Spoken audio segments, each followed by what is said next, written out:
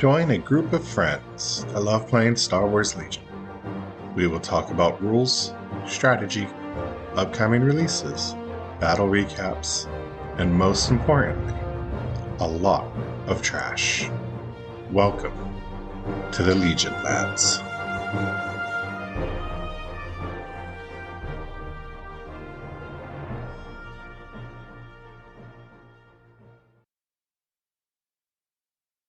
All right, everybody, welcome back to the internationally known Legion Lads. Big shout out to the two people from New Zealand who listen to the podcast. Without you guys, we still want to be international. They're just trying to get tips on us for LVO. Man, at this point, it's such the Wild West in Legion. I don't know if it's too early to be looking at tips. I love where Legion is. It's because you could just bring anything and it could just win, you know? Aside from Gar. But everything else is good. You can bring anything except... Gar's definitely got an uphill battle. Cody will help with that, but yeah. Yeah, for sure. All right, guys, I want to start just by telling you, I sent it in our group text, but there's a gentleman yesterday, his name, Mark Andre Gingras, on the Facebook page. Guys, Mark, not trying to diss you, not trying to be mean to you, like, your question on the Star Wars Legion page legit made my night last night. His question was simply, how does deflect work? Because, Vader keeps wiping my squads. And the way his opponent was telling him to play it was basically anything Vader either takes a wound or blocks gets sent back to his opponent. So it's a one-for-one type deal. Oof. On the receiving end of a rules thing like that, yeah, that sucks. I feel for you, man. But just... I mean, honestly, is he wrong, though? Because, that's how it should be. It should just be deflecting those things back and killing those pikes, man. You can't get nothing through pikes. Man, Vader should just look at you and you're like, yeah, I'm dead. Yeah. I'm gone. That's for sure. So, Mark, thank you for making my night. I'm sorry you went through that, but that question and how you guys played it was just awesome. I just want to point out, when you're learning the game, you're going to mess up on a lot of rules. Don't get hurt about it or bent out of shape about it, because I remember when I thought you could force push units off the mat and that would defeat them, and I would do that all the time, and my opponent would do it to me as well. And it's just when the more reps you get in, the more rules you're gonna learn, the more you're just like, wow, my brother fucking cheated, but I had fun. So to be that guy, back when Legion first came out, you could legit force push people off the board, and then I think it was one of the first or second erratas that they changed that. Which is a smart errata. Yeah. Well, I mean, it's a smart errata if you're not the one doing the pushing. Well, it's just a feel bad, Oh, this 180 unit that's expensive with heavies and everything. Yeah, I'm just gonna force push it off with just a 10-point tax. Yeah, but if that's part of the game, and that's your centerpiece unit or your expensive unit, why you have them that close to the board edge anyways? Because of deployment. I mean, imagine I do danger close, battle lines, disarray, all those, and I just deploy infiltrate Darth Maul into your battle lines, into your danger close. What are you gonna do? If you have your 100-point unit, Courage 1, we're playing War Wary, and you're outside range 1 of your commander. Yeah. Anyways, and I just take 2 shots at you with snipers, you're panicked off the board by being that close. Yeah, but you have to have the range on it, because snipers aren't infinite range anymore.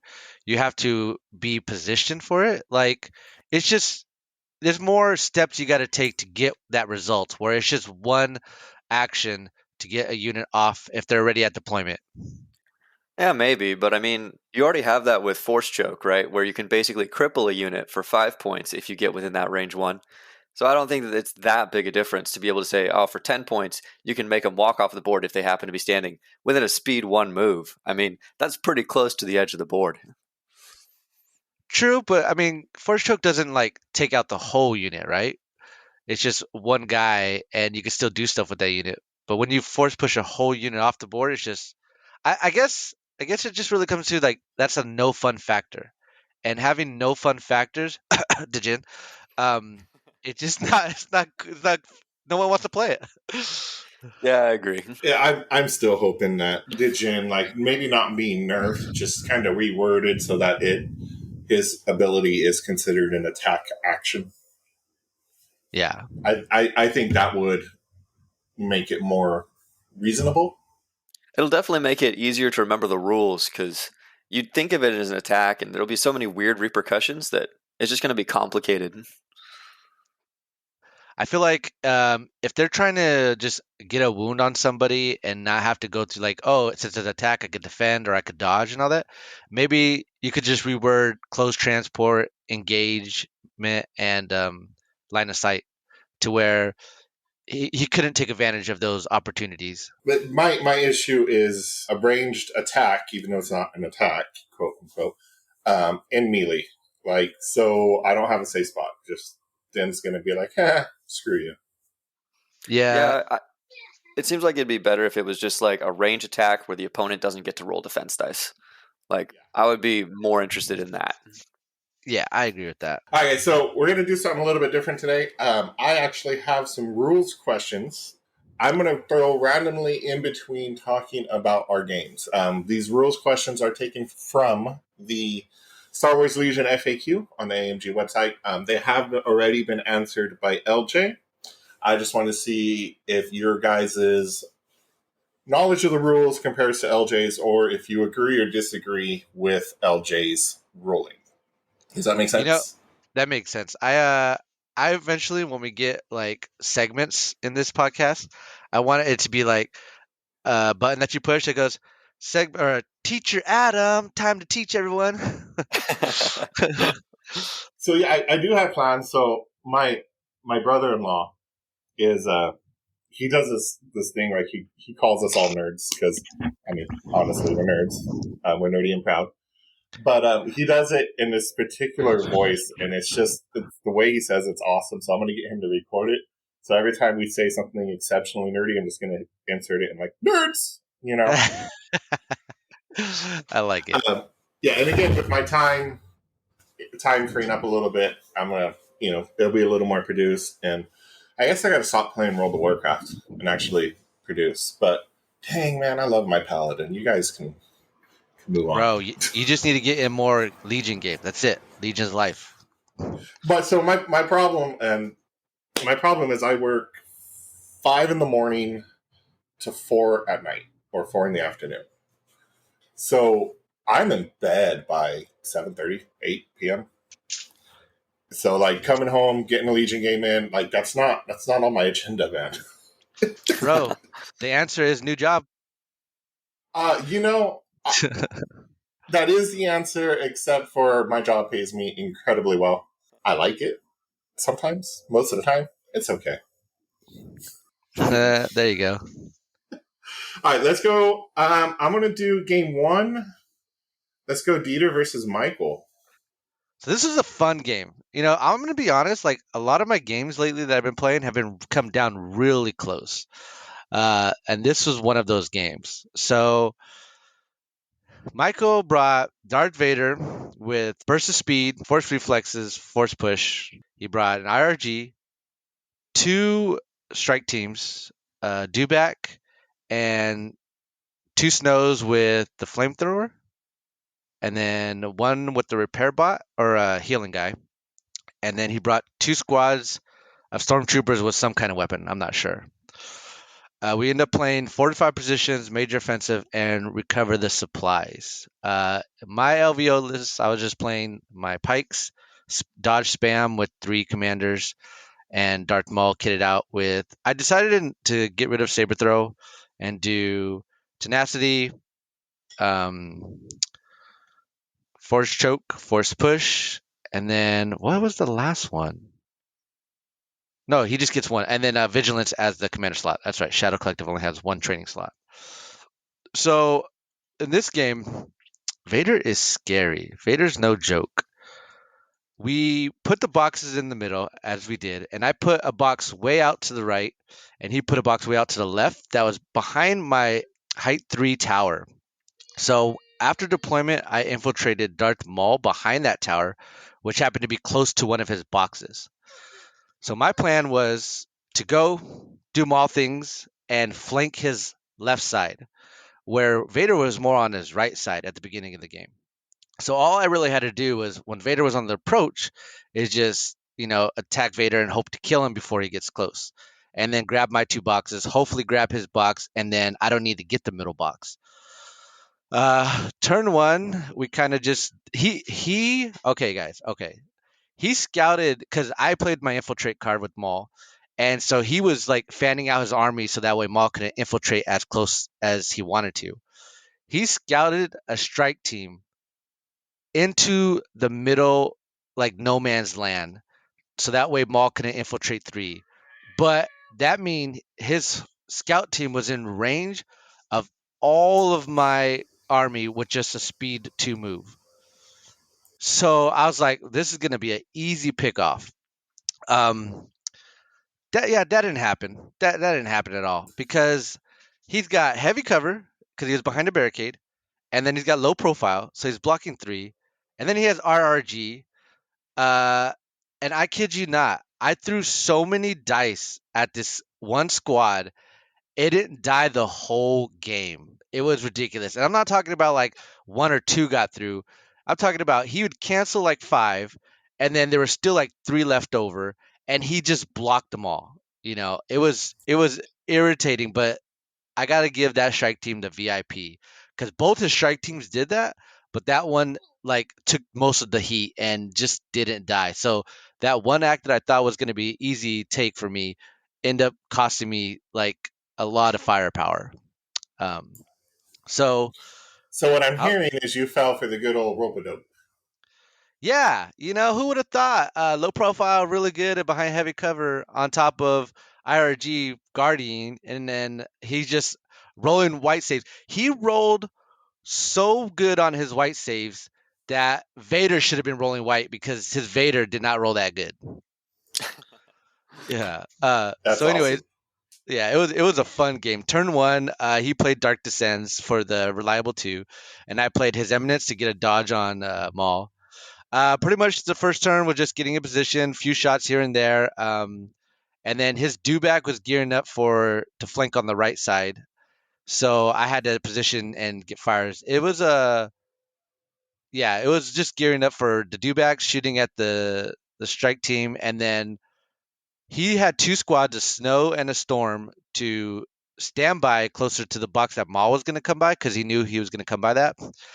And so I managed to swing 1 pike to shoot the range 4 to strip one of those standbys off on a stormtrooper squad because I figured that would be the most damage. I couldn't do the second standby. So I was just thinking to myself, I'm just gonna go in and try to mess up this right side or this left side as much as possible. So I'll eat that standby and just do Maul things, right? So Maul has a dodge. So Maul swings back there and he swings right on top of the box so he's in base contact. Well, the standby goes off and Michael put fucking frag grenades on them. So it's not like 5 whites, it's 5 reds. So I was like, oh man, I didn't even know this. Like, who takes frag grenades? But Michael did. And so he throws 5 reds, he gets 5 hits. I spin a Hot take, dodge. guys. Hold on. Hot take. Hot take. Red Yeah. dice are good. Yeah. Red dice are good for sure. So I spin a dodge. I take 2 wounds. So Maul's already at 3 wounds, and he's feeling the pain. So I force choke one of the sniper guys, and then that's the end of Maul's turn because it took 2 moves to get to where the box was, and then I couldn't force push him close, so I just force choked something. And this is towards the end of the round, so I knew nothing else was going to shoot at me. I thought he was going to send Vader down the right side to get my pikes, but he ended up swinging them to the left to deal with Maul. And at that point, I was just like, my plan has failed. Turn 2 comes. I decide, Maul's just going to do what Maul does best and get the hell out of there. So he plays Fear and Deadman, and I play Witch Magitech. He goes first. I heal my 2, so I'm back at 1, and he pulls from the bag. He gets snows again, and he does the same thing. He gets 5 blacks or 5 reds, and I roll, and I get 2 more blanks. So Maul healed 2, then went down 2. So I was just like, all right, I'm picking up this box. I swing back behind the building to hide. And Maul's pretty much safe at that point. So he's shooting everything. I'm shooting at the strike team. That's pretty much how this lingo is going. I decided to stop shooting at the strike team because it was saving so much, and start shooting at his storms and everything. And my pikes are starting to do damage. So at this point, he decides to bring Vader to start down the right since Maul retreated, and I know what he wants to do. I know he wants to get in the middle of this. So I'm just shooting at Vader. I managed to get 3 wounds on him. Michael goes and spends the heal bot to heal off one of those wounds, and that's round 2. So round 3, I have to play standing orders, and he plays implacable. I thought that was very interesting that Michael played implacable because Vader is like speed 1, probably range 2 away from me, from like my nearest guy. So I didn't know what he had in mind for that. So I was just like, okay, that's what he wanted to do. He did not disappoint with that move because what he ended up doing was we waited for everything to go. I'm shooting at Vader still. I think I managed to get 4 wounds on Vader at this point. Um, and then when it's Vader's turn to go, he speeds 3 towards me with burst of speed, and he does it again. And he's not close enough to everything. I think he took saber throw. If I said force reflex, I think it was saber throw. So he saber throws a squad of pikes that he had been shooting at, and it ends up killing them. Um, and so he's literally in range 2 of my whole army now, and I know what he wants to do next turn. I know what's coming. Master of Evil. And he wasn't like focusing one squad. He was shooting all the squads instead of trying to play one plink all the dodges off and kill it. He wanted to put that suppression game on, and he was doing an amazing job. Like all my pikes had at least 2 towards the end of the round. So he's master. I know he wants to master of evil because if he masters evil, he's gonna get all of them panicked range, right? Hopefully all of them, and they're all towards the board, so they can potentially panic off the board. So I decided Maul has to go first before his second implacable turn. So now he took a damage, and now he's at 4 wounds again. So Maul goes in and swings, gets I think another 2 wounds off him, and then takes a dodge. Then Vader's turn goes. He does his attack against Maul, takes Maul down to 5 wounds. So Maul has 1 health left. So next turn we got Master of Evil, and I play Duel of Fates. And this was the turn I think was a deciding turn for who was going to win. And I think it was more in favor of Michael. If Michael was to get Master of Evil off, I think a lot of my units, maybe probably not all of them, would have panicked. And hopefully he got the one that panicked that were by the board, so they go off the field. So I needed to kill his Vader before he can go off. So that's why I played my 1 pip. He can't use any green tokens, so I have a good chance to do this. And sure enough, Maul swings and kills Vader. So then Vader or Maul goes up against the building again to hide, and he didn't get Master of Evil off. So that was that turn. But he decides to swing the snows on the next turn, or on the end of this turn, to shoot at Maul. Maul hangs in there with like a sliver of health. He's still like taking shots and everything, and I think he does end up dying at the end of this turn. So I have no commander. I don't have a force user. He doesn't have a force user, and since he's been putting the suppression game on, Maul drops the box. The other box that I put close to me, I managed just to get there. I haven't picked it up because of the suppression. So a lot of my pikes are using things that are not like aiming and shooting or moving and doing stuff. They're mostly taking one actions. I managed to kill the dewback. Maul goes down, so the box drops there, and he has 1 box. I have 1 box. I left the box to the right side, the very far right, so I can't even go get that box by the time the game's over. So I need to get another box. He needs to get another box. It's going to come down to kill points at this point. He tries to swing in and kill. He tries to kill a lot of pikes to put that suppression game to stop me from getting that box, the maul drop. But I managed to grab it, and then he tried to go for the middle box, and I managed to shoot him off. And it was very very tension because it really came down to if this dice roll fails, I win. If this dice roll fails, he wins. Like it was super fun game. Those are the So best games, man. When it comes down to it like that. yeah, man, I gotta give it to Michael. He put frags on the snows that did work because that stopped my force user. And then that burst of speed, Maul or Vader, I think is amazing when you're gonna combo it with Master of Evil. Yeah, and I have to say I was really sad about that game because I wanted Michael to win. Oh, talking about the rest of these games, man, they're very much a lot of people could have won this game had some dice roll been in that much of a favor. But it's just what I love about this game is it really comes down to dice rolls a lot of the times. So Well, I mean, yeah, it definitely helps when you salt your dice. Sorry. don't tell him my secret. Come on.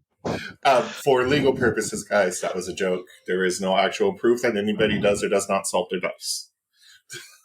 But it's valid. All right. Random question. Here we go. Rules question. You guys ready? Yeah. Sure. The Anfield Red posted this. If I divulge Maul for the purpose of infiltrate, I recognize that the card says he can't perform objective actions. However, would he count as contributing for the purposes of being in range of an objective, such as payload? Or is he treated in the same regards as incognito, where he would not count on that round? I think it would count just because it does specifically say action. So because he can't, it's not an action to be in range 1, I think he would still count for the objective. I agree, Daniel. It's a lot of objectives that you could do on turn 1 really doesn't matter unless it's an action that you have to take, like FAPS or recover supplies. Well, unfortunately, you both are agreeing with LJ. Maul would still count for scoring payload, as he is not performing the action. It had me there. Bro, I wanted to be wrong so bad. I was just like, hey. Yeah, so I mean that was a pretty easy one. I do have a tricky one in here we will get to in a little bit. But let's move to game 2. Game 2, Daniel versus Nick, hashtag free Grogu. Yeah, so I ditched JR and I played a game against Nick. And Nick brought a really interesting list. He was running Empire, and he brought an ATST, 2 shores with mortars. One of the shores had their regular heavy gun. The other shore had Del Nico. And then he ran Veers and Callus, and 2 stormtroopers with the rocket launcher. He's a big proponent of the stormtrooper with the rocket launcher, and I've got to say, he uses them really effectively. Oh, yeah. So this list, looking at it across the table, is super intimidating because it's got Veers, who's just passing out a ton of aims. You've got a crazy gun line with the shores, and then you've got the ATST that is just scary to look at. I was running my double bounty. So my double bounty is Bosk and CAD. With this was my first time running the snipers on my B1s. So I ran B1s with the E5S. And it definitely paid out this game because I needed something to be able to intimidate the ATSD or kill it. And having the critical 1 on my B1s is pretty game changing. So we went into round 1. Round 1, we were playing intercept, major offensive, and hostile environment. So we set up our major offensive. We do all our deployment. I divulge CAD, so he's got his 3 tokens out there. But I revealed CAD before round 1 this game. I generally, if CAD's not going to do anything specific or is not in a dangerous place, I like to reveal him just because I feel like it's important to get all of his actions. Each of his shots is so valuable, especially against a gun line like this. Having that Pierce 1 going into shores or to storms, I don't want to keep him hidden for too long. So round 1 happens. He plays standing orders so that he gets to go after me. He holds his ATST until the end. We're kind of just going back and forth. I'm trying to hold my Magnus because I want to try to get some rocket shots on the ATST. But he holds his ATST. And so I kind of move my troops towards the middle objective point. And second to last activation, he takes his ATST. It goes forward and it just one-shots a squad of B1s. And that is really rough because my whole hope going into this game was I have 10 acts, he has 9. I can kind of play around this ATST. But all of a sudden, round 1, we're at 9 acts apiece because the ATST, it just throws a lot of dice. Oh, yeah. I do get one shot off with my Magnus because I did have the activation advantage. So then the Magnus step up and return fire. We get a couple wounds on the ATST. Going into round 2, I just charge a lot of my B1s towards the middle objective point. I like to try to take, with intercept, I like to try to take the middle objective early with B1s, just because I do have the body count. So it's usually pretty easy for them. So I keep moving forward. The ATSD deletes another squad of B1s. So at this point, he's actually got activation advantage on me. I played my Bosk Lion Weight card with the intention to try to just kill the ATSD. Bosk, because of his surge to crit, once he stacks all those aims, can really just pack a punch into vehicles. And so that's basically what happens. The ATSD goes, wipes one of my squads of B1s. My B1s generally take the middle point. His shores and storms are kind of held back by Cad, who's messing around on the flank and harassing the back point. But in the end, Bosk jumps over, he does a scale up onto a piece of terrain, takes a shot at the ATSD, and he gets his 5 crits. And Nick just got an unfortunate roll and took 5 wounds onto the ATSD. Between that and the rocket launchers that the Magnus were shooting at it, the ATSD is now down to 1 health. And so going into round 3, I know that I'm going to be able to bring down this ATSD. And so that's the plan. I go into round 3, I play Cad's, I believe I played Cad's 1 pip. Or no, I played Cad's 2 pip so that he could pass out suppression. And then he goes, I start, first activation for me is the Magna finishes off the ATSD. He actually played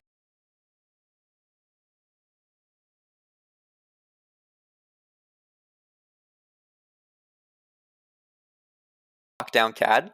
His Cad was kind of harassing points and causing problems. And so he charges into Cad, deals a good amount of damage. I think it was 2 or 3 wounds. But I have Cad's Electro Gauntlets, and this is the turn where he can pass out suppression that also adds immobilized tokens. And so the rules interaction there, Face Me says that I can't do a withdraw action away from Callus, but because I'm not doing a withdraw action, if I put an immobilized token on Callus, my gauntlets allow me to do just a regular move when I'm in combat or in melee with a unit with an immobilized token. So Cad goes after Callus charges him and is able just to back off of Callus and take a shot. And this was really devastating for Nick because now Callus is standing out in the open, surrounded by Bosk and Cad Bane, and he has one of the bounties on him. Him and Veers are the 2 bounty targets.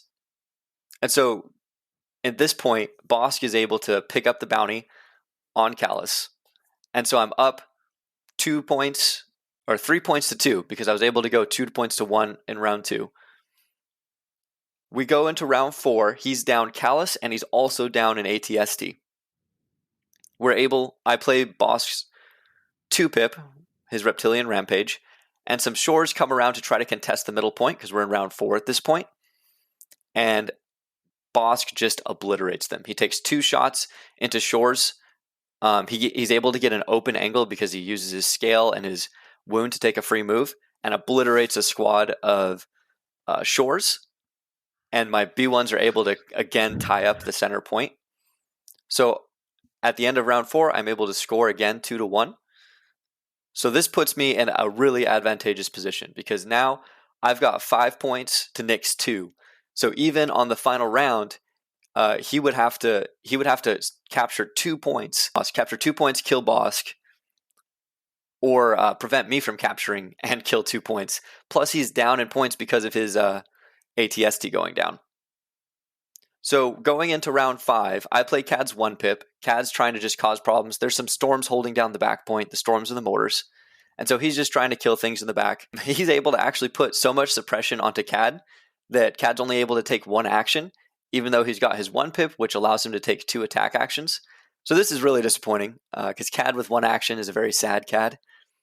He jumps around, dealt some damage to a mortar, and then Bosk was able to finish off the mortar, which puts me up again in activations.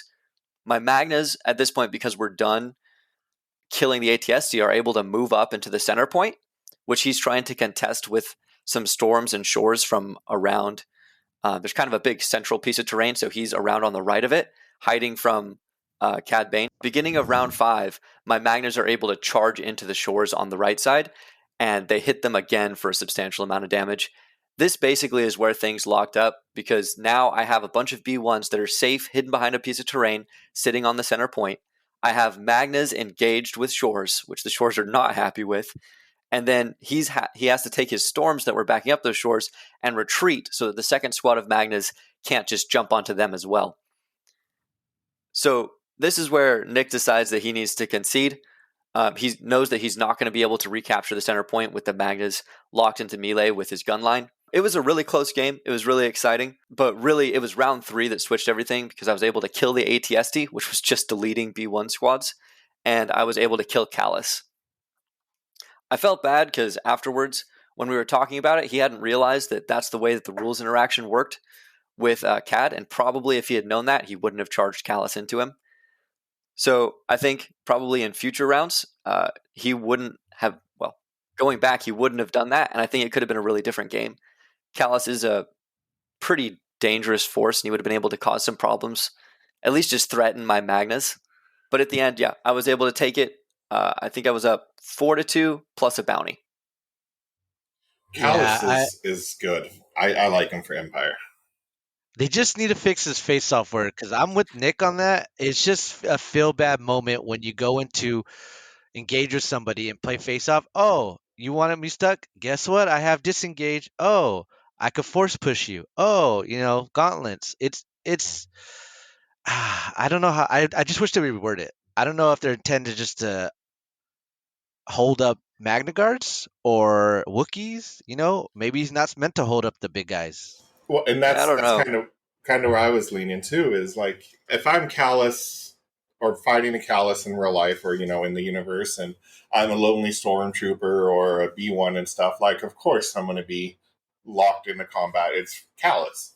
But if I'm Vader and I'm fighting Callus, like, I don't care if you're locking me in combat, I'm Vader. Right. Yeah, it is just a feel bad moment though, because Callus is such like he gives you the impression that he's a linebacker. But as soon as you try to use him as a linebacker, it's like, oh, I can actually get around his trick one way or another. And that's rough. Which is kind of ironic, because it's also that's how you get around his flaw card. You're just like, yeah, I'll attack, I'll get force suppression, and then I'll just recover. That is true. Yeah. It's a real feel bad, because I like playing Nick. I haven't played him in a couple months, but he's such a good sport and great opponent. Oh, for sure. I agree. Yeah, much better than that J.R. Dieter guy. Yeah, man, he's just so fucking sexy. I can't get over it. I would use a lot of words to describe him. I don't think sexy would be one of them. Let's go on to the next game. Let's do Toby versus Dieter. All right. Okay, so this is another fun game, and I would say another close game. I definitely cheated. Wait. Fun for you or fun for everybody? Well, Toby wouldn't agree this is fun, because Toby got cheated hardcore in this game, and it's because none of us remembered about Bosks, and I'll get to that when we get to the end of the game. Yeah. So this game we played hostile environments, battle lines, key position, and clear conditions. Okay, I say clear conditions because we forgot about hostile environment. I don't know if that would have came in play too much, but you never know because it's a condition. But we just totally forgot. So we play clear conditions this game. So Battle lines, I'm starting to slowly learn. Battle lines is not favorable for me, and you're going to see that in the rest of the games I talk about. But I set up my B1 Horde Chain on the left side of the table. He puts all his units behind a big tower that's in the middle of the map. And he has 2 mortars on top of that tower. It's key position, so this is very smart of him. Because in this list, I'm running 3 Droidicas, hashtag make Droidica great, 6 Neki B1s, and a T series with a AAT that has high velocity shells.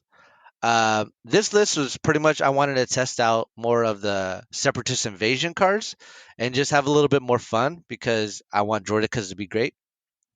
And he was running a couple of shores, I think 1 stormtroopers. Now the shores are decked out, stormtroopers are decked out.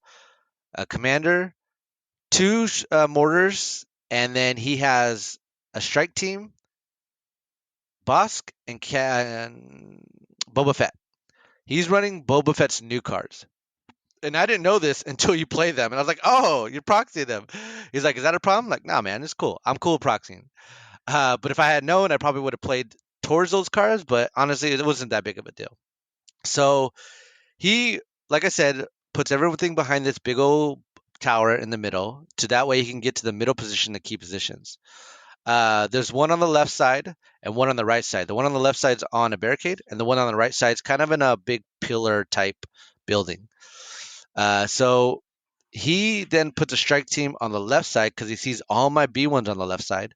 And then he puts Boss behind the tower and he puts Boba Fett behind on the left side, another tower. So I see him flanking from the left, and I decide to infiltrate Maul on the right. So there's another tower that's blocking that. He has nobody there. So I put Maul over there. He's safe. So I got someone to flank from the right. He's got Boba Fett to flank from the left. The bounties are the T Series and Maul. So turn 1, we both play standing orders. I think I give it to my tank, and then he gives it to, I want to say, Boba Fett. Pretty much, this whole turn is just moving up. My Droidicas go into ball mode, roll up. My AAT, in this list, the only thing I have range for is my AAT. I managed to get a wound on a shore mortar, and then my B1 just kind of scoot up. Boba's coming in and flanking from the left, but I'm thinking to myself, well, why is he going so close to my B1s? I didn't think he had those new cards, so I'm just like, all right. Maul jumps in, going closer to some shores. Now, this whole turn that he saw Maul on the right side, he decided to double move everything behind the building and start moving them towards the left. So that way Maul can't bury. So seeing this, I decide to go real close to his whole army with the Droidica in ball mode to kind of bait him into shooting at them because this is the perfect time because they can't use their shields in ball mode. So he does just that. He swings a shore trooper to the right to get some heavy clovers and shoot at the Droidicas. And damaging, I think, like got 2 wounds through. He is a lot closer to Maul than he realizes. So that's when I double move Maul close to the shores. Next turn, Maul just gonna dive those bad boys. So that was the whole first turn. We play second turn. I play assault. He plays boss's 1 pip. I think this is a misplay because he didn't really get the bomb to go off, and he didn't really. I think he didn't understand the wording on the bomb because he thought he could throw it out, and then the free action was a move out. The one action where he gets to do a speed 1. I think he thought it was a free action. It is a free action, though, right? The move is, but you still have to take an action to arm the bomb. Yeah, okay. I think he thought the arm. I don't remember something, but it was a misplay. Oh no, you know what? I'm totally blanking. He thought the poison would work on the Droidicas, but Droidicas are ground vehicles, so they won't get the poison. So I think that was the misplay. So first thing he does, the short trooper that swing to the right, closer to Maul, he decides to shoot at Maul, and I got heavy cover. I have a dodge, so I'm good. And so he aims, he shoots, and I think he got 7 through, or no, he got 8 through. I heavy cover, and then I dodge. So I decide to roll my dice, and all 5 of them blanked. All 5 of them. I've never had a game where I rolled in all 5. So I'm so Toby is happy right now. super. Oh, Toby was ecstatic. He was so happy. He was like, "This is a dead ball. This is a dead ball." Like he was so happy. So he kind of forced my hand, and I had to go with Maul. So I go with Maul. He managed to get into that squad, and I'm so scared because I don't want to delete the squad because then Maul's out in the open. So I take a chance. I think this is a 6 squad unit. I managed to get 5, Pierce 2, all 5 go down but the unit leader. So I'm just like, cool. Maul's safe for at least this turn. He brings Boba further left. His strike teams are still plinking out. He shoots I think he shoots a shot at the B1s, gets some B1s. He really wanted my T series because of the bounty, and I knew he did. So I kind of swung the T series behind a building, so he couldn't do that. AA2 shoot firing, Droidekas firing. His armory's firing back at the Droidekas. I think Droidekas are still good. I just think they need Surge to hit because that's 10 wounds you're shooting at with the shields. And he was shooting, he's getting some off. He was managed to delete a squad of Droidekas, take another Droideka off. So I'm down to 3 Droidekas. What's turn 2? Turn 3, I play Duel of Fates because I cannot afford this single guy to kill Maul. So I'm like, you're not going to spend any aims, and I'm going to have a dodge just in case you don't get a crit. This is where he plays one of Boba Fett's new cards, which is his 2-pip that he can attack, but he gets to do what Grievous does and spin to win, sort of deal. Make a range 1 attack against everybody. So he does just that. He goes into my ball of B1s that are trying to get prepped in to get the key position for the final turn. And this attack hurt so bad because it is 1 red, 2 blacks, and I believe Boba surges to hit. And he takes at least 3 off of each squad. So I'm dwindling down to like 1 and 2 B1 squads, or 1 to 2 units in a B1 squad. So he shifts his attention away from the Droideka and starts shooting at the B1s. Because if he gets those guys dead, they're going to, I can't cap the position. So that's a mess. And I'm like, I don't know what to do with this mess over here. So I was like, Maul's got to make up his point. So I decide my Droidekas need to suppress Bosk. And I do just that. I managed to get 4 wounds on Bosk. And he's like suppressed the hell out of him. His boss, he ended up shooting a B1 to try to get him down, and he scales the building to get heavy cover and to be safe. So then I decide, after the guy that's engaged with Maul fails to kill Maul, to not even worry about that single guy. I'll have the Droidekas or the AAT pick off that unit. So I decide to disengage, and this was a burst of speed Maul, and this is CIS Maul. So I burst the speed into Bosk, thanks to Toby, because he reminded me I had burst of speed. He's like, I can't believe I reminded you that. I was like, hey, thanks, man. So Stop helping your opponents, Toby. right. So Bosk is at 5 suppression. My goal in getting the boss is to kill Boss because I know how nasty Boss can get for just attacking, and I didn't want him to kill Maul either. So I attack, and nope, Boss survives with 1 health. So I'm just annoyed. I'm just like, oh man. Bosk hasn't gone at this time. If I said he killed something earlier, I was mistaken because it's Boss turn. Now Boss can kill Maul, but Bosk rolls 5 suppression, fails them all, has to withdraw and go towards the border of the map. Now, this is where he felt cheated, and rightfully so, because I don't normally play Bosk. Daniel, remind me, what's the wound threshold he needs to get his courage value to nothing? I want to say it's just 3. I think he's got in Okay. rage 3. Oh yeah, I think you're right. It is in range 3. We both failed to remember this. Yeah, if he remembered, he wouldn't have panicked. He wouldn't have any suppression to deal with, and he probably would have got the kill off of Maul and got that bounty. But since we didn't remember that, he panicked off, and Yeah. So it's still a close game, despite us remembering that. That's where I think he probably would have won the game if he would have killed Maul, but that would have came down to the dice roll. We wouldn't have known. So, anyways, Boba Fett. So what I'm hearing real quick is Toby, out of the kindness of his heart and being such a great player and a great sport, reminded you that you have versus speed and helped you out. And when it came time for you to return the favor, you were just like, "Fuck you, Toby." Yeah. I was like, no, you're not going to win this time, Toby. I know he has infinite courage, but screw you, man. You heard it here first, Toby. So, yeah. Anyways, so I force push a mortar that's already went. Maul safe a game. Spoiler alert, Maul does not die for the rest of this game despite having only one wound left on him.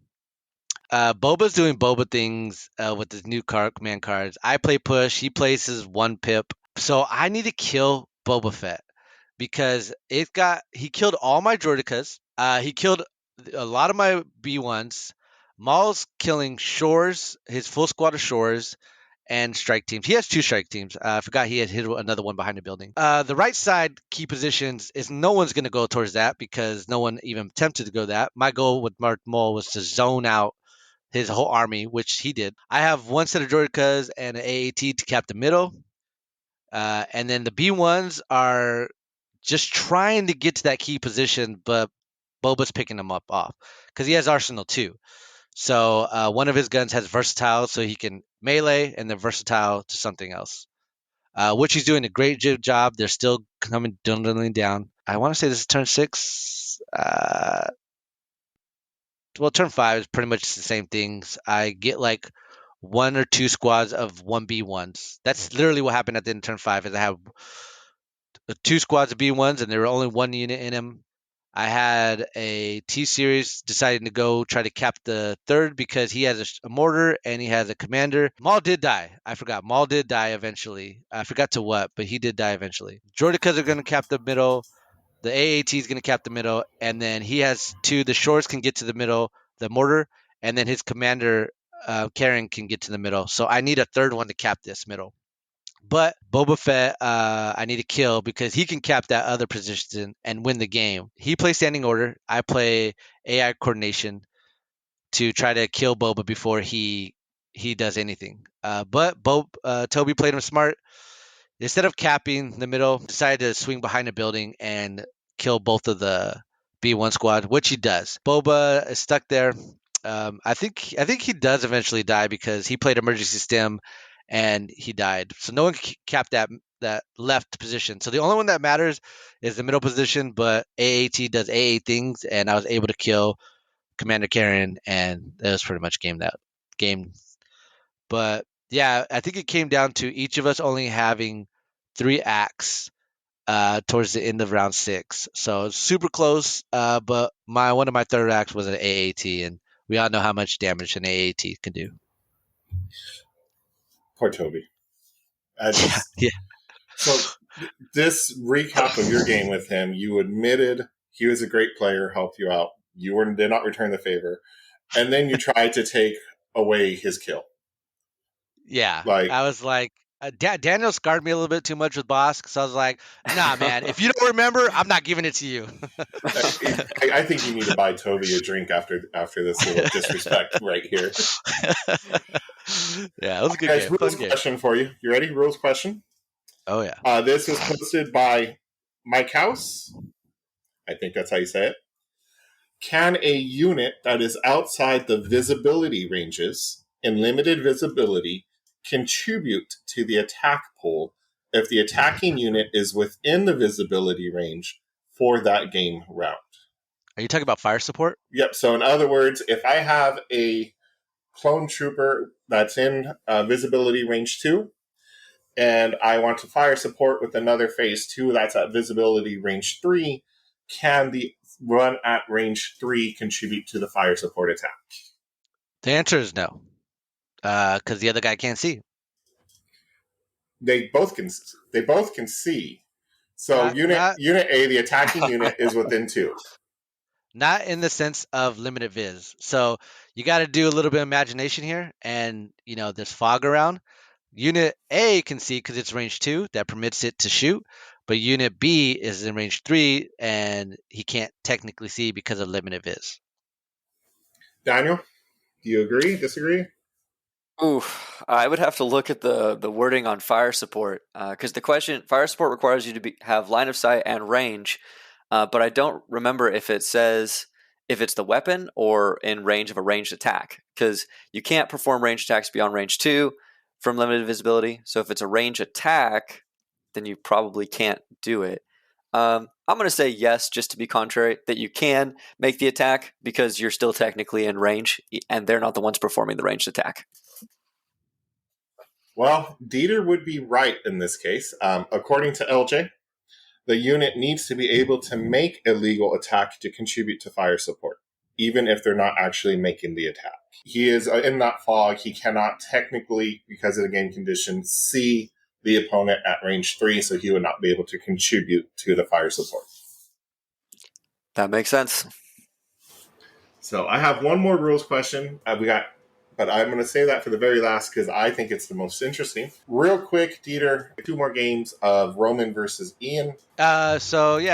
Roman's game was pretty fun.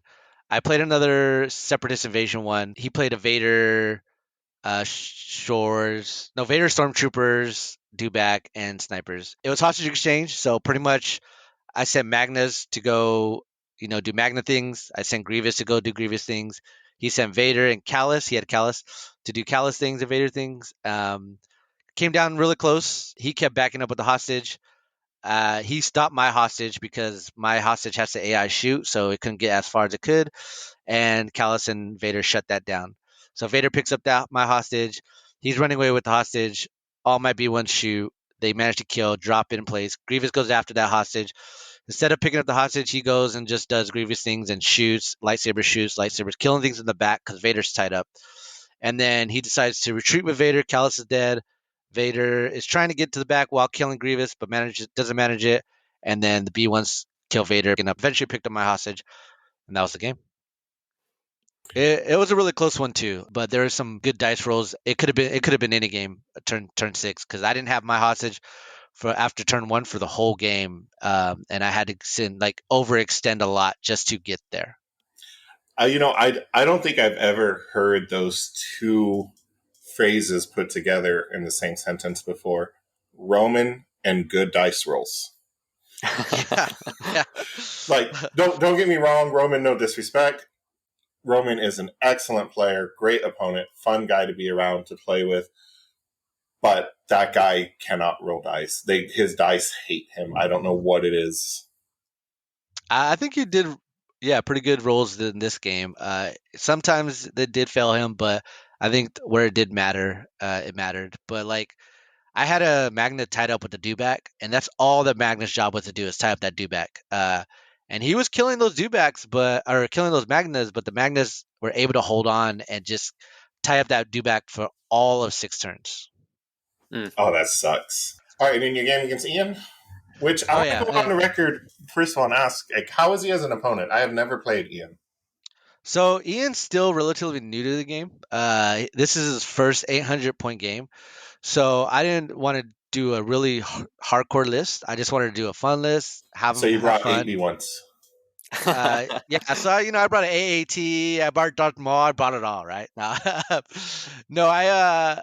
This one was Dooku, 2 Magnas, naked 6 B1s with AAT for trying another Separatist invasion. The command cards aren't really that I'm gonna get you, but they're good situational stuff. The only one I like for the Separatist invasion is the one where you get the aims. I think that's a really good one. But he was playing Yoda, Padme, 1 phase 2, 2 phase 1s, a strike team, and ATRT. Was turn 8 or not 8 acts against my 10 acts. Recover the supplies, and I don't know what the condition was. Deployment was Long March, but it was pretty much just let's have fun, and that's all it really was. Is he was making some plays, and I was helping him to remind him Yoda could do this, Yoda do this, and but he managed to kill a lot of my B1s. He almost I think the MVP for that game was the ATRT because he had put the gun that has the Impact 3 on it, and he was just shooting at my AAT, and he managed to get the AAT down to 1 wound before the ATRT failed. So yeah, I've never seen someone closely kill my AAT before, and that ATRT was doing work. I had to look up what an ATRT was. It's been so long since I've seen somebody play. Yeah, it did work. Yoda did some plays, some misplays, but that's just because Ian's still learning the game. Still play Yoda really well. Yoda be you doing Yoda things, and but Dooku with Makashi Mastery, kind of just messes up any Force user. So yeah, it was a fun game. It was taken lightly, and we both had fun, which is the most important thing. And I'm excited to play Ian more because the more reps you get in, the better you get. So I have Yoda. I have Yoda painted and built and all that fun stuff. And he got his first table action yesterday. Hey. Yeah, I used him as a zombie in Zombicide. Oh, get out of here with that. Get out of here. Let's do this rules question, and then we have one more game to talk about. And I like this question. We kind of talked about it a little bit. I don't remember if we talked about it on the podcast here or if we did it in our group chat. Can Cad Bane use comms relay to pass his order to a pike unit? So the answer is I don't think so. I use CAD, and from my understanding of the way that orders work with mercenaries, is that in order to receive an order, it has to be issued by someone of the same affiliation. So because CAD is not affiliated with the Pikes, he can't issue an order to Pikes. Pikes can issue an order to CAD because he doesn't have an affiliation, but it can't go the other way. At least that's my understanding. So if I have Cad Bane's token, it pops, and I want to pass the order. Like I said, you're saying I can't do it to a Pikes. That would be my understanding. I'm gonna go and do the opposite, just to be a little bit on the other end of this. I want to say yes because as I'm looking at comms relay, it says when you would be issuing an order, you may choose a friendly unit at range of 2. I think Pikes would still be considered a friendly. So I think like comms relay is like ignores the affiliation part because it just says friendly unit. I agree with a lot what Daniel's saying, but with the wording for comms relay, I think you could do it. In my opinion, without giving away the answer yet, that I want to say you're able to do it. I know we've talked about it. I know we talked about doing it with Boba. At the start of the activation, Boba getting his independent standby. You pop Cad Bane's token. Cad Bane's token then gives him an order. So you basically, get the order control with the standby. For the rules wise, Daniel is right. He can't do it to Pikes. LJ's answer is pretty much exactly what Daniel said.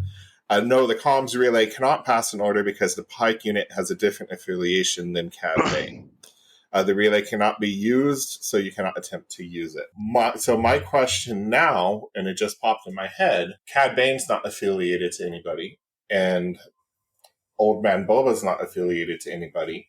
Would Cad Bane be able to pass his order to Boba? He should be able to. I think technically they have like the mercenary affiliation, whatever that like money sign is. Well, what's more interesting now that I think about it is could CAD convert his order to a B1? No, they're not because they're not. affiliated. Yeah, they're not affiliated. CAD can pass it to a B1 because they don't have an affiliation. So the affiliation is only a requirement for the receiving unit. If the receiving unit has an affiliation, then the sending unit has to have the same one. Yeah, so because B1s are affiliated with CIS. The affiliation is technically just that weird little symbol that they get if they're a mercenary unit. So like the Pikes and the Black Suns. Oh, you're talking about like the Pikes It's can be an different than alpha faction. army? Okay. That's interesting because No, I disagree on that. No, because I disagree on that because we're going to have to look into this. But I feel like it would work both ways. Because if Cad Bane's not affiliated with the Shadow Collective, like Black Suns or whoever, because he's an independent mercenary, why would he be affiliated with the CIS? He's not affiliated with CIS, so the CIS can't order to him, but he can give an order to them because they don't have any affiliation. Okay, I I get think what we're gonna- both. I was gonna say I get what both of you guys are saying. Like I get what Daniel's saying. You got to have the affiliation above, right? But I also get what you're saying. It's just like, well, that's CIS is considered an affiliation of CIS, right? Right. Interesting. I'm pretty sure Daniel's right, but I want to dive more into this. Like I want to do some more research because what is classifying as affiliation, right? In the new rules documents, I think they define affiliation, and it's just all those weird little symbols on mercenaries. I think it got added Okay. to the rules reference, but it might be a separate document. I'd have to check. Well, we can revisit this next episode. I'm sure we'll have an answer because it's going to bug the heck out of me. I hope I haven't been cheating for weeks. Let's get to the Royal Rumble, the cream of the crop, the Battle of the Bronx. It's the undefeated JR. I won LVO, don't you forget it, Dieter, Wow. against the underdog, Daniel. All right. So there's a couple things that are very important in this game that I learned, and a lot of games contribute to learning this, and this game contributed to learning this. So me and Daniel, Daniel's blue player. I'm red player, so I picked the table edge. So we get his battle deck, and we get battle lines, intercept transmission, and supply drop. I'm playing my LVO list now.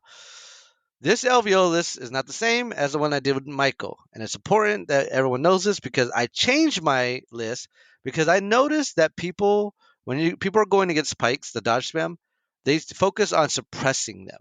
So it's so hard to get objectives if I got to make two moves or move is claim and stuff like that.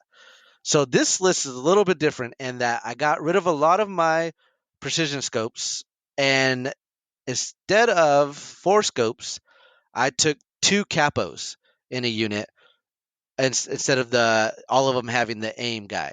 So 4 of them have the aim guy and the disruptor soldier, and 2 of them have the capo and the disruptor soldier. So that way 2 of my squads can have courage 2. I like that more because at least I have 2 units that can, take 2 actions more or less. But anyways, yeah, battle lines, intercept, transmission, supply drop, and man, this game makes me not. This game reminded me why I don't pick battle lines. So, so how it turned out was there's a big old building in the middle of the map, and you can go underneath it and you can hide behind it and all this stuff. Daniel divulges, and I try to guess where his cabane is. I fail because Daniel. I gotta say, Daniel's really good at placing CAD in spots that you didn't think he was gonna be at. Sometimes it works out, sometimes it doesn't, but it's interesting because it's just like you don't know, Daniel might be ballsy, so you never know. So I love that. I love that. It's a nice way of saying that I sometimes am way too aggressive with CAD building. Hey, sometimes it works out though. You can't be mad at that, right? It's true. So on the left side of the map is another my Tower 3, Tower 2 fixture, and I deploy everything on the left side because I only need to cap 2 intercepts. He's deploying everything on the right side, and he deploys Bosk on the left to flank my left.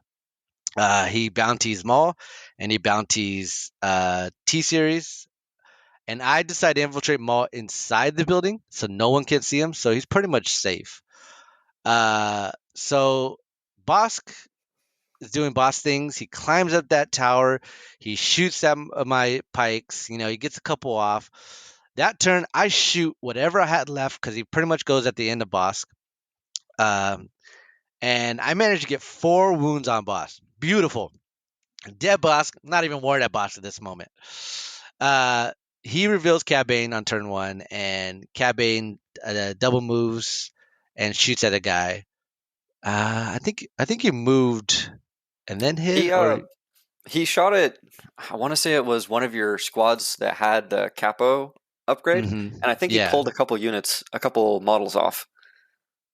Yeah, I think you're right. Yeah, because you were focusing those two squads because of the Yeah. courage 2 value. I remember that.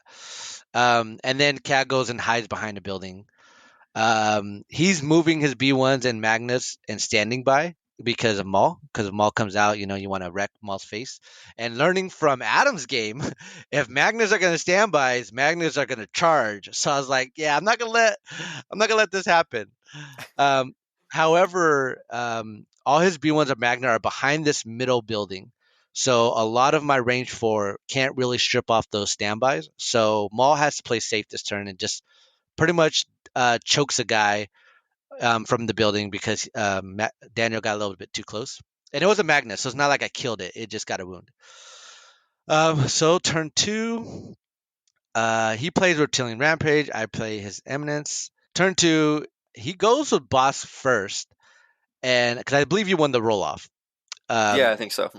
Yeah, he shoots at the guys he's been shooting at.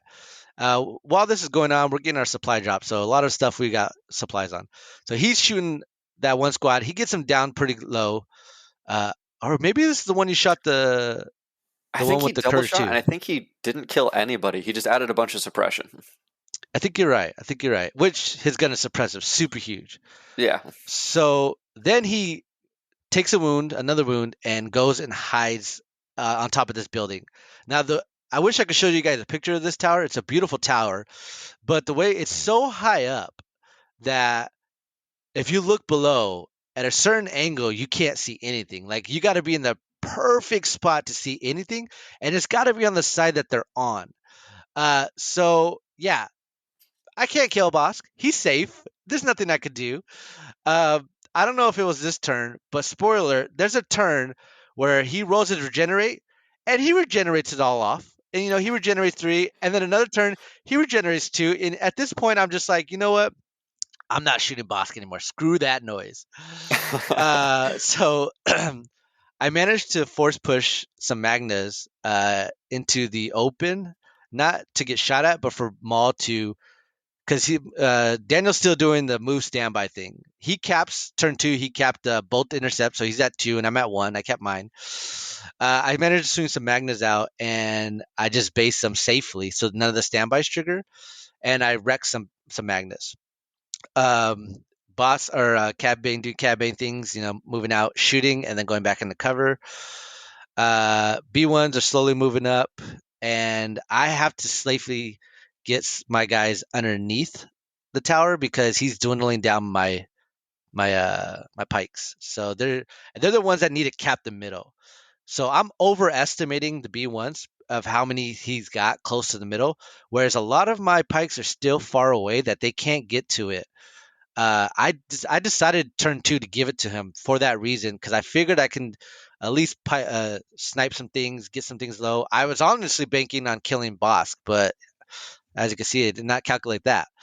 Um, yeah, so his B1s are still all behind the line of sight blocking in the middle, and I need to figure out to bury Maw into that, which was unsuccessful. And we'll talk about that. Turn 3. I don't know if you want to comment on anything, Daniel. Um, not up to this point. Yeah, I mean, it's exactly like you described. I think yeah, Yeah, all the so excitement starts in round 3. yeah. Here's where I honestly thought Daniel was gonna win this game. So he plays Lion in Wait, smart move. Boss doesn't need to move, right? He's gonna get all these names, and I play Dual Fates. So I'm trying to shoot off any standbys I can that he does any standbys with. He knows he needs to kill some pikes, so he swings his B1s around the building away from Maul. So he's moving all the B1s to the right of the building, whereas Maul is on the left side of the building. Cad Bane, I think he popped out again, did some shenanigans, shot. I know I shot at you at some point, and I got like 2 wounds on you, I think. And uh, then, there was one wound, but I had a stim pack, and so I got it back.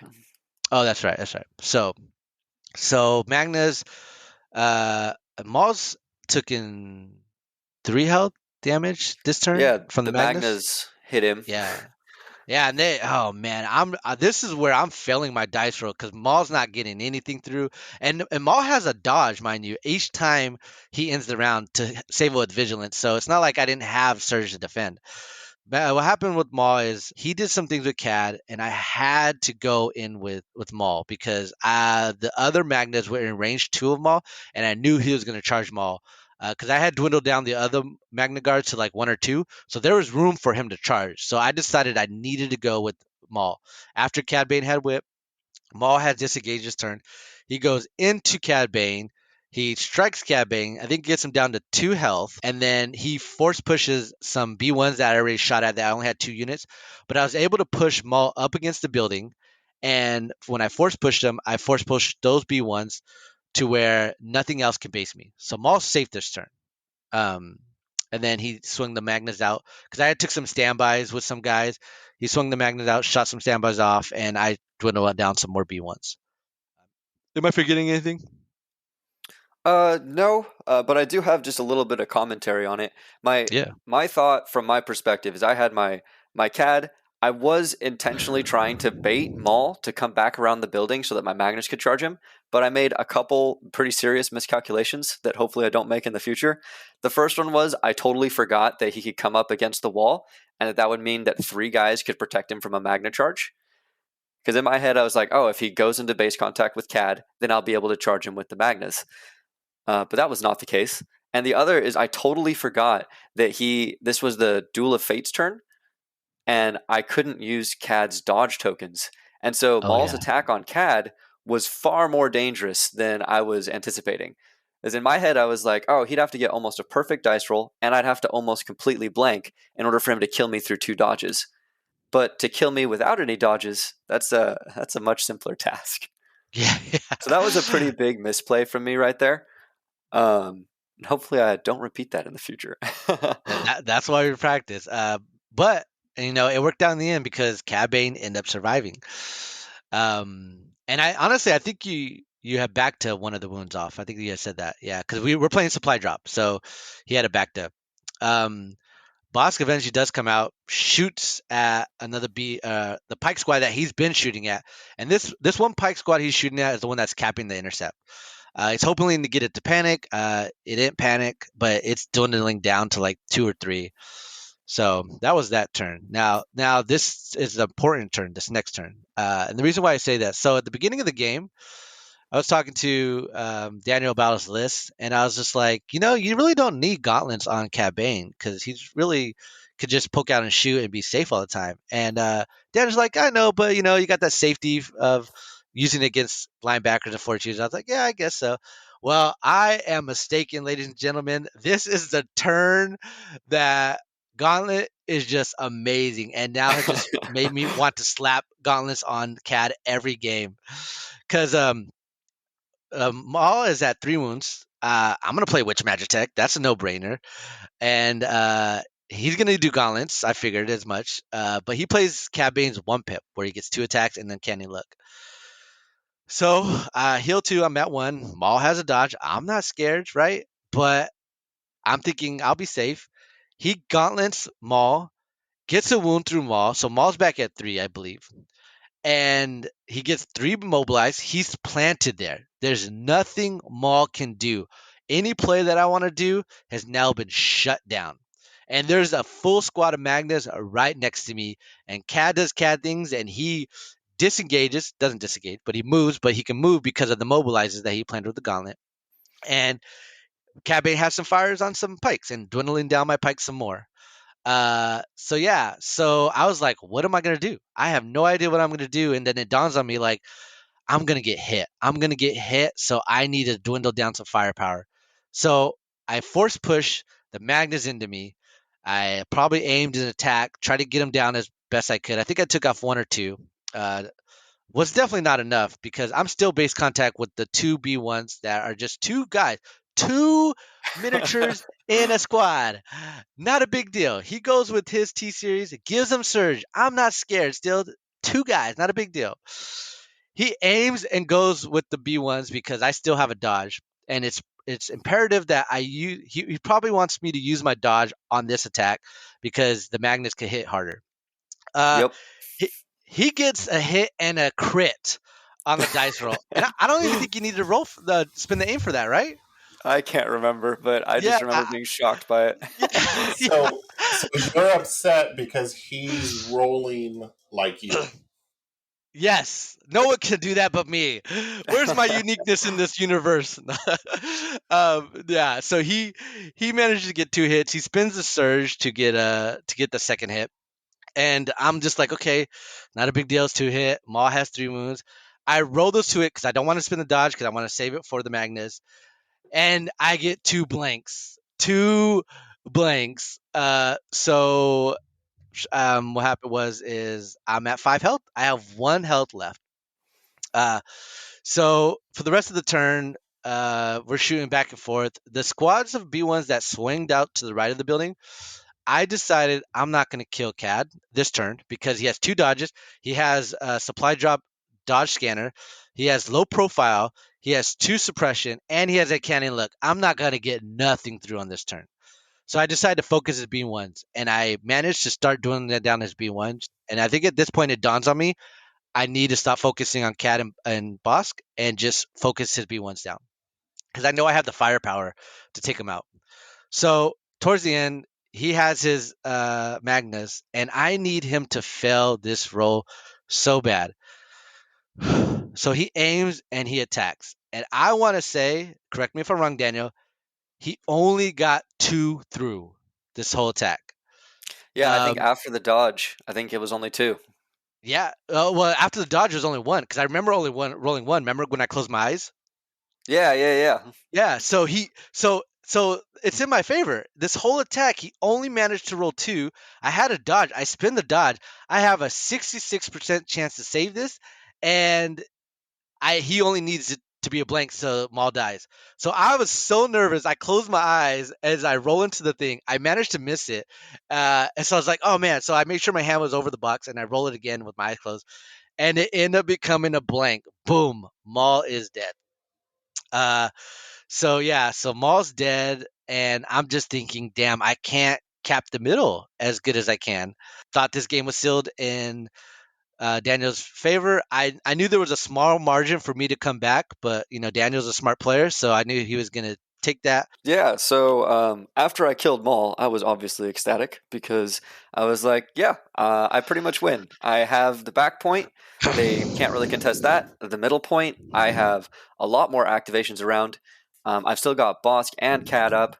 Yeah, I thought I had the game in the bag. And then I just made the stupidest mistake. We go to the next round, and in my head, I'm like, this is round 6. But it was not. It was round 5.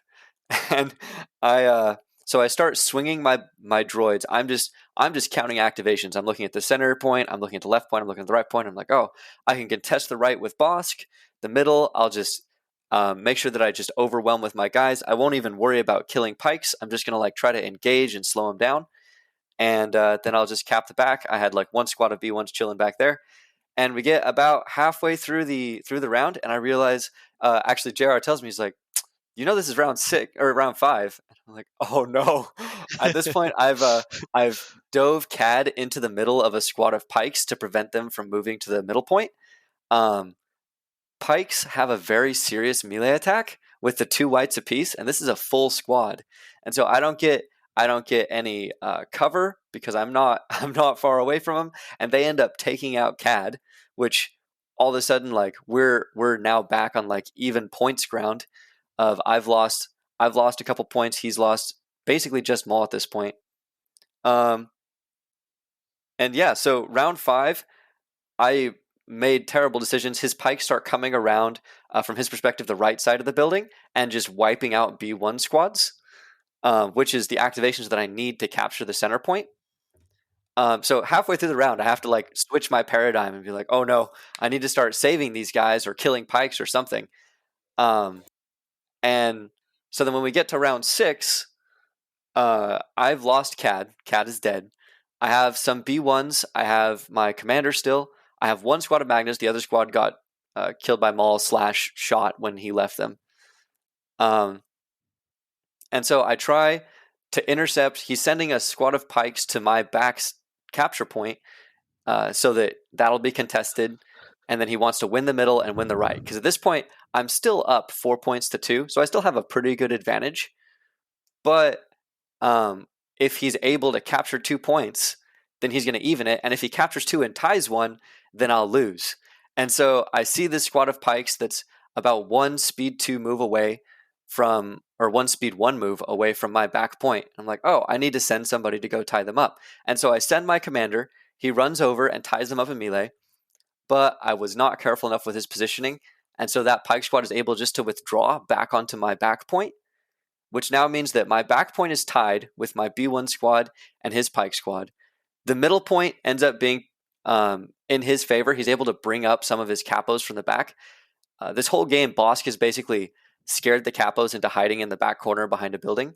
But now that their activations are needed in order to even the activation count, they just basically make a run for it. Bosk does successfully kill one of the capos, but the other 2 are able to contribute to the intercept points.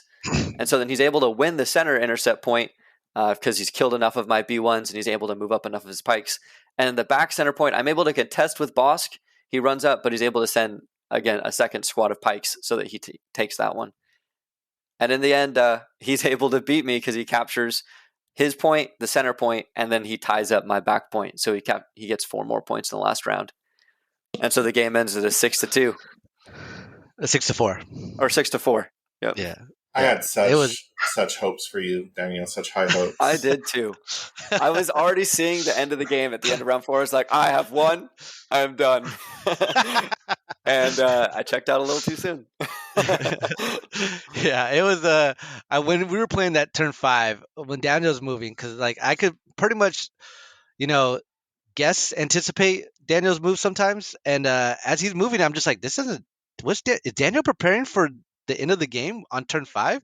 And that's when I had let him know. I was like, Daniel, it's turn 5, right? And he's like, oh shoot. Then I was just like, oh, there's hope. There's hope at the end of the tunnel. So yeah. But that's why we practice, so we can learn these lessons and not in a tournament setting. Daniel, you beat yourself. Yeah, pretty badly. Daniel, any changes you've made to your list or are thinking about making, or are you just happy with it? So I'm pretty happy with where it's at right now. I am considering trying to get situational awareness onto my Magna Guards, just so that they are able to use their dodges a little bit more effectively. I found that they do get plinked a little bit, but I really like the offensive push. I find that I use it every game, and it makes either their rocket strikes big or it's able to make them charge well. So I don't know. I'm probably going to run it this way a couple more times before I decide to switch anything else up. JR, my question to you is, are you ever going to be a friendly player and help your opponents? I mean, in that game, I literally did. I reminded Daniel it's turn 5. Well, all jokes aside, if I had remembered that Bosk loses the courage value, I would have reminded Toby, but I forgot, honestly. So that's that game. But normally, if I remember, I'll let people know, like, especially in a casual playing setting, like, hey, this and this and this, so that way they can learn from it, because you don't want to make those mistakes in the LVO. I gotta say, I am happy with the capos in 2 squads, just because of the playing the objective, which is the most important thing to do in Star Wars Legion. Mm-hmm. And I think that it does put a bigger target on their back. So I think in this game, I got to learn to protect them better than in Daniel's game. Yeah, I think that is a really good change for your list. Yeah. So. Okay.